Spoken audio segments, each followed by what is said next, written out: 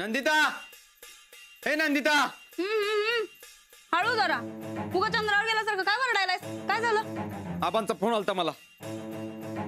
कशाला? तुझा पराक्रम सांगायला. काय सांगितलंस रानादाला? कशाचं? उगा येड पांघरून पेडगावला जाऊ नको सांगायला लागलोय. तुला काय गरज होती रानात आणि वहिनीच्या मध्ये पडायची? हा, गेला की नाही वहिनी चिडून? आवाज खाली करा. आवाज खाली करून बोलायचं. आम्ही जाऊबाईसनी एक शब्द बी बोललेलो नाही. आम्ही त्या दोघांच्या मध्ये कशा पाय पडू? मग वहिनी घर सोडून का गेल्या? आम्हासनी काय माहित? त्यांना वाटलं असेल, कटाळा आला असेल इथं म्हणून गेल्या असत्याल. उगा आमच्यावर वरडायचं काम नाही. राहतं कर पुढे लागलीस आमचं.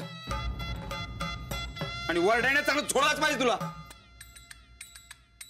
देवा रे देवा, बघितलंस का? ऐकलंस का? कसा आहे नवरा आमचा? उलट आम्ही या घराच्या भल्याचा विचार करून राणा भाऊजीस ती काळजी घ्या असं म्हणलं. त्यात काय चुकलं आमचं? तुला सांगते, आजकालच्या या मुला मुलींचं ना हे सगळं असंच असतं.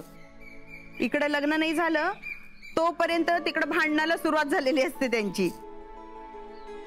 ए नाही ग, अंजली आणि जावई बापू मात्र अपवाद आहेत बरं का याला.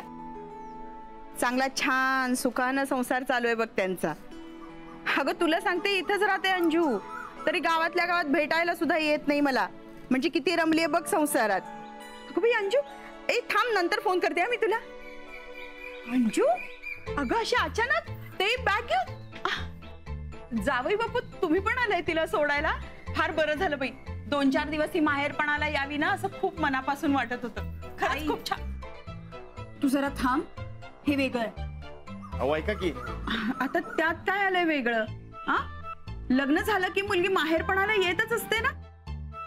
चला आज चला, काहीतरी मस्तपैकी खायला बनवते.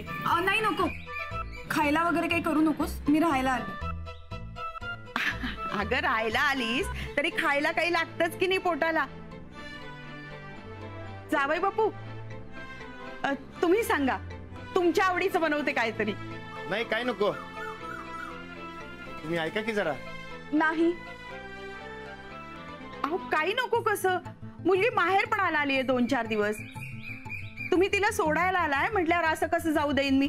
चला लवकरात. अंजू तू सांग, तुझ्या आवडीचं काहीतरी करते. आई, तू काहीही खायला करू नकोस, मी कायमची राहायला आली आहे.